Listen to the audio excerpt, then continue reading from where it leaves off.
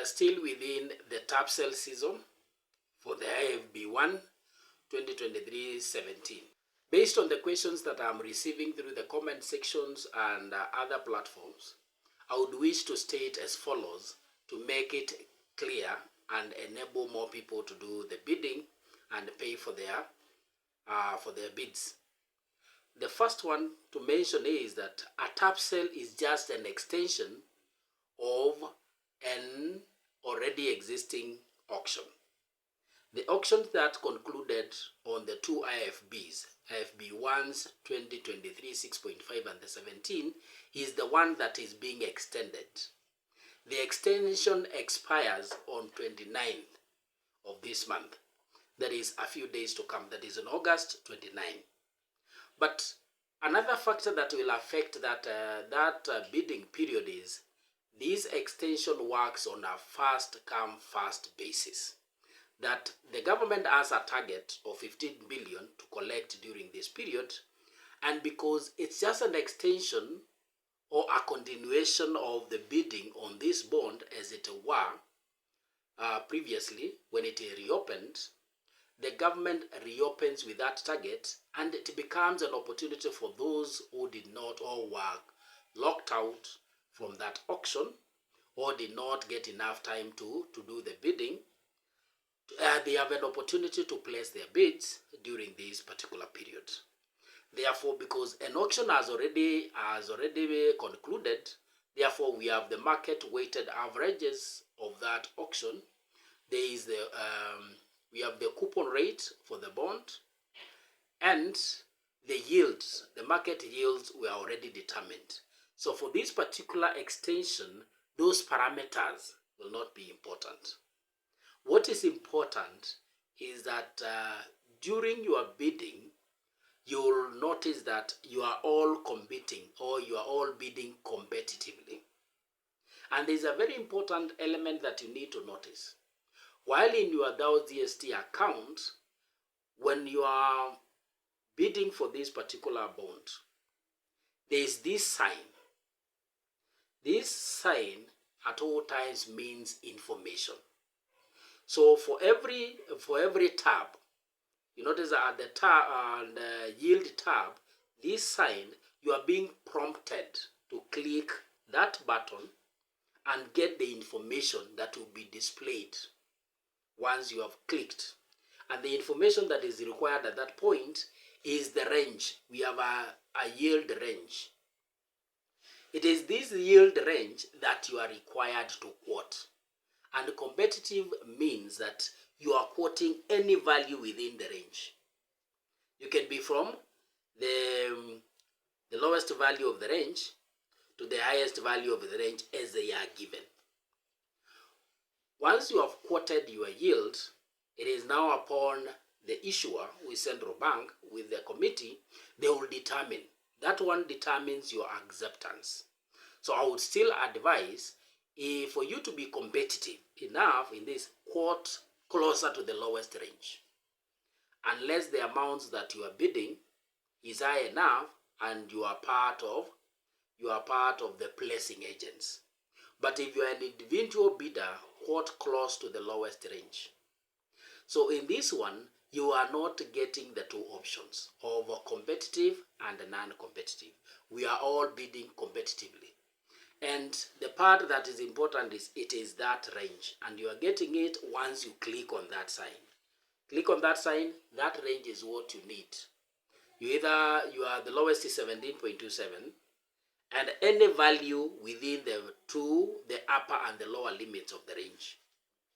So those who are looking for the non-competitive option, I've seen, get informed that here we only have one option, that is competitive option, and that is the range that you require.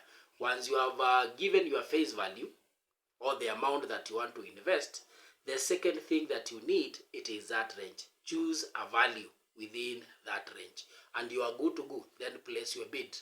After checking the legal, you have the legal terms and the issue terms or the fund terms. Once you are done that, place your bid. Then we wait for the payments. So when will this payment be due?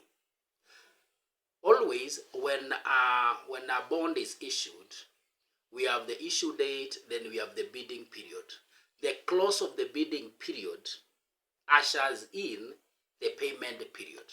So we must wait until the bidding period close on 29th. But the acceptance of the bids will be depend on the bidding period or the government achieving their target amount, which is 15 billion. 15 billion is not little money. 15 billion is a lot of money. Would require a lot of placing agents and huge investors to achieve 15 billion. So in this case, we still have the time, and I believe that we will go up to the tail end of the bidding period, which is on 29th. Then on 30th, that is when now you will go back to your CSD account. You will get your 8-digit and your alphanumeric digit, that is the payment key for payment, just as you had done previously with the previous opened payment. The payment date will be 30th, from 30th August. You either receive it via SMS to your mobile number as email, or you pick it from the transaction tab in your DAO CSD account. Then you have 30th up to 2nd September to clear your payment. And once you have done that, you have already invested in that particular bond. So 2nd August, that will be your value date. Previously, I had so many questions on my various platforms. Particularly, the value date is the last day of payment. And sometimes you may get a delayed communication or updation of your DAO CSD account. Once you have done your bid, the bid will appear on the bidding section. It will not update. It will not update your holding section of your portfolio account. All accounts are updated after the auction happens, after the bidding period. Then we get into the payment period. Value date is the tail end or the end of the payment period. Once on the value date confirmed from or check your DAO CSD account, the portfolio account, you'll notice that your holding section has increased by 1.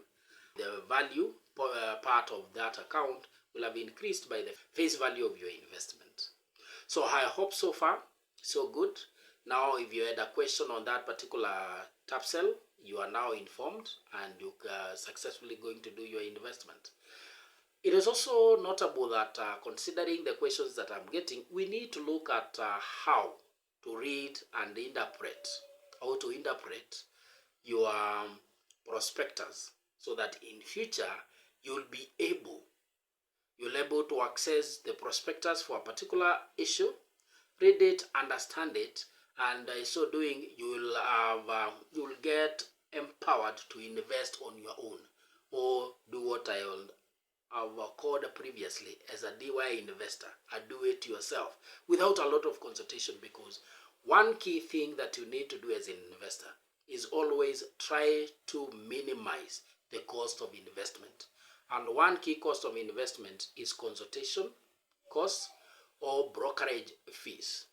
So in this case, once you are able to read your prospectus and you are able to comprehend it, you will be, in particular, you are able to understand the shortest redemption period or the shortest maturity period of that particular bond issue. Because for most cases, now that the money market and the treasury bills will give us investment of up to 1 year, we need other investments that cover a period of between slightly over a year to 3 years, or 4 years to 5 years, will fall under our medium term of investment.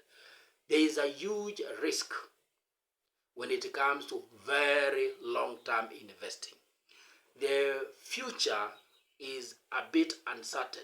You may not be able to make a lot of decisions based on the future because of the uncertainty part. We also need a predictability of the cash flows. We also need to beat the interest rate risk that you may invest too long into the future.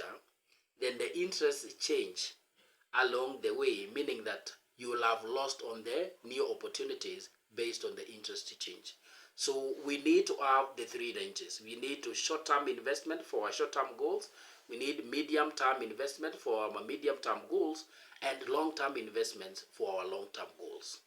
Then we can't miss out on what you need to be holding as cash for purposes of speculation and emergency in your investments. Thank you for watching.